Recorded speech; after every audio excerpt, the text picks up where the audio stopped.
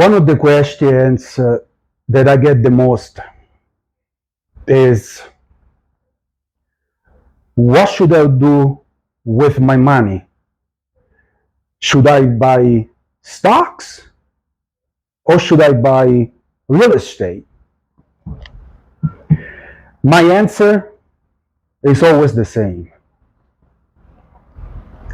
Do both and see what works for you. It's that simple. Now, of course, it all depends. Depends on your financial situation, depends on your financial objectives, on your age. If you're getting close to retirement, of course, to buy a house, a lot of times you need to be able to go out and take a loan.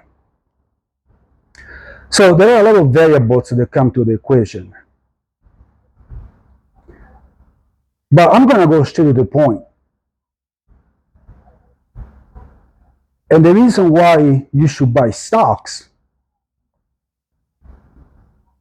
is one, and it's called liquidity.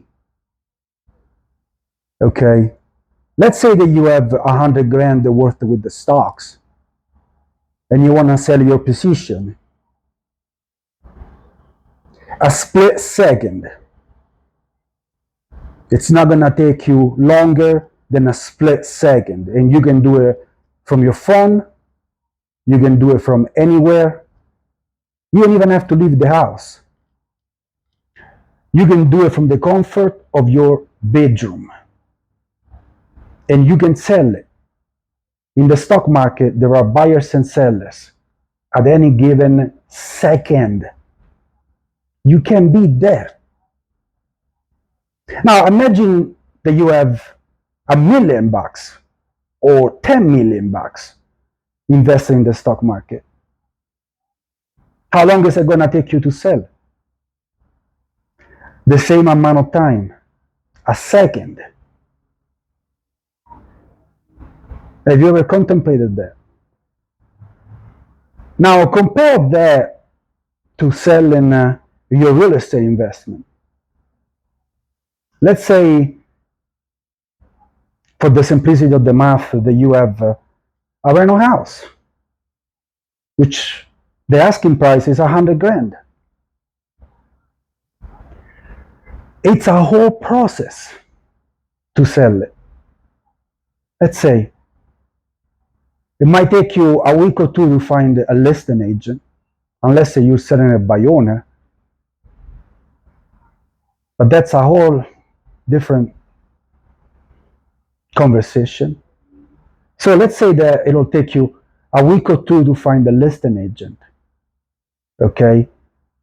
Now, is the house ready to be sold? You have to do the repairs. You have to do the cleaning. You have to fix whatever needs to be fixed. You need to make the curb appeal looking good. Okay. There is another week or two that goes into the process in order to get the house on the market. And once the house hits the market, usually, in order to get the asking price, on average, and this also depends in the state that you live, in the city, in the real estate market is very local. Like it's been said that all real estate is local.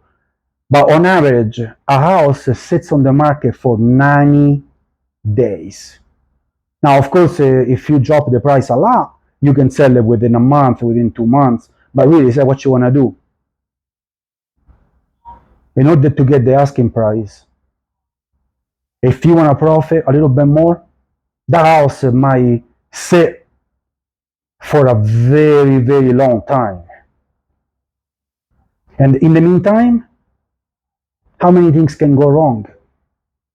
You have a roof leak and you have to fix it. You have to keep the house clean. You have to make sure that the house looks good. In the meantime, you have people coming over to the house. They leave trash around the house. You have to go there a lot. You're gonna need to drive there. If the key gets lost, you have to go there and replace the key and put it in the lockbox. So many things can slow down the process of selling a house. And if the house has tenants in it,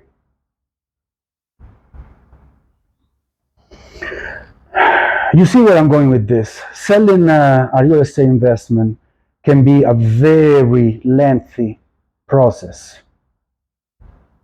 Okay.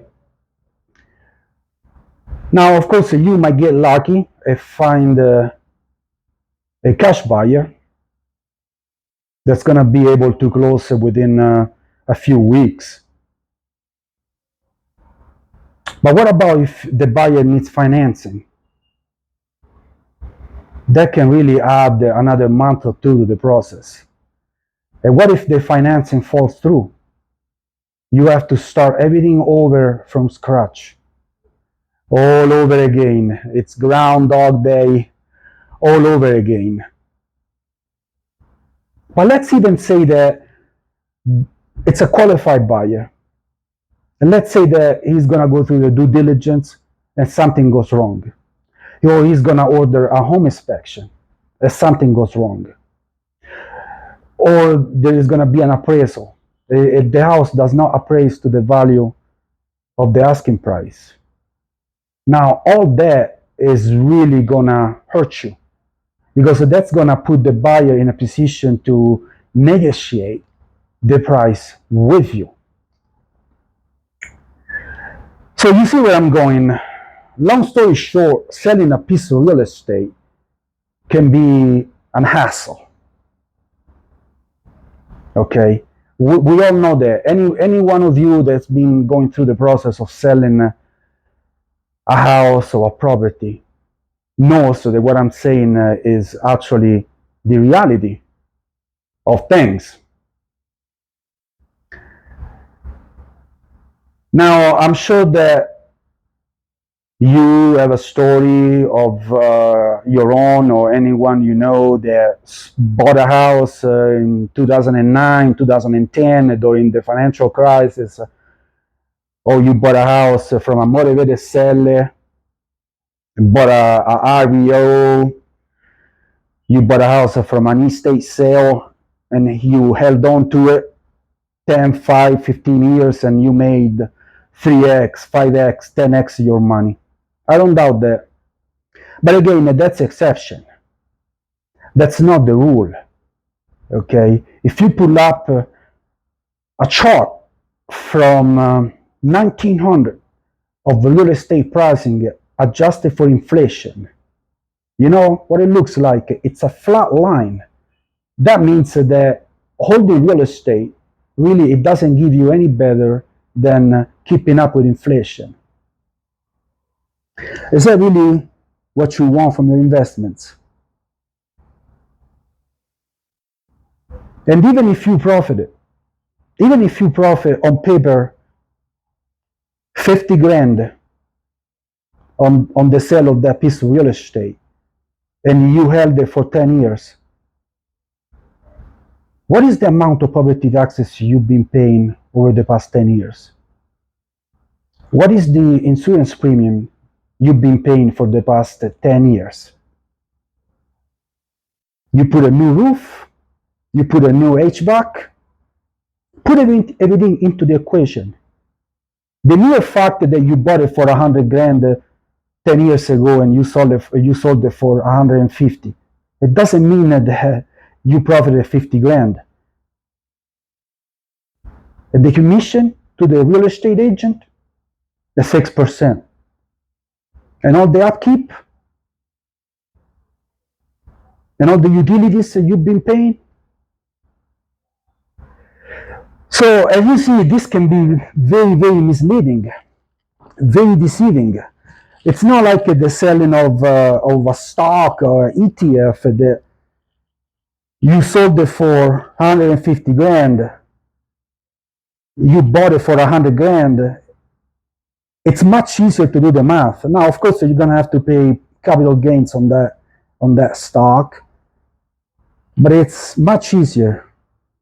And you're gonna have to pay taxes on that sale of your real estate investment in the same way. There is no way around that. Okay, there is probably something you can do with the sale of real estate in order to minimize your taxes, but you are still going to have to pay taxes. Now, of course, if you sell your primary residence, the story is a little bit different. Or if you sell a real estate investment property that was rented out, but you live in that house for 2 of the past 5 years, they can give a little bit of tax break. There are loopholes with real estate, but nonetheless, you are going to have to pay taxes. So there is really not a lot of advantage holding a piece of real estate. Are you with me here? Everything which is physical is going to deteriorate with time. Everything. And that's why the IRS gives you depreciation. But you're not going to really profit on that. Everything which is physical, like a real estate, everything which is inside the house is going to deteriorate. Imagine that, the HVAC, all the appliances, the roof, the siding, the grounds, all of that is going to deteriorate. Okay, now compare that to owning a company like Apple. If you're Apple fans, you bought it 10 years ago. You pay 100 grand for it. How much have you profited? What did you have to do? Nothing. You bought it 10 years ago. You bought it once. You sit on it. You might even forget about it. You don't have to do anything. The advantage of owning stock is much, much, much better than owning real estate. Now, of course, on paper, you buy a house, you might rent it out, you might profit with the monthly rent.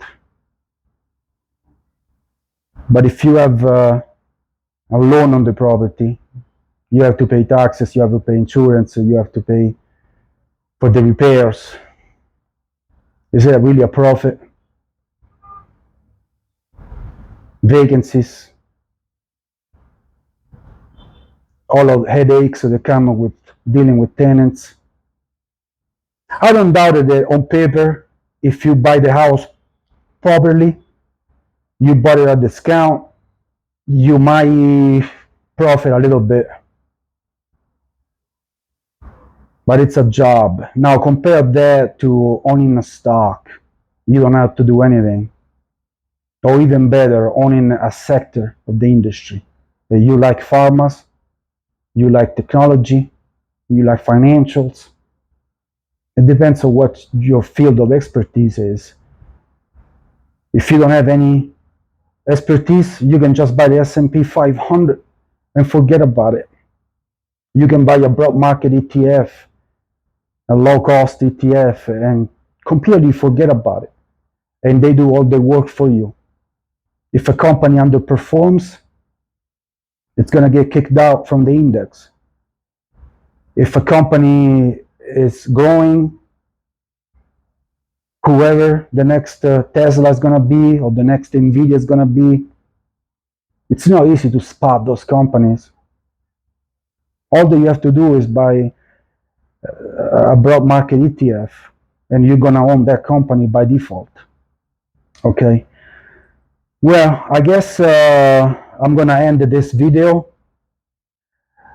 I hope that was helpful. I know that there are a lot of videos out there on this topic.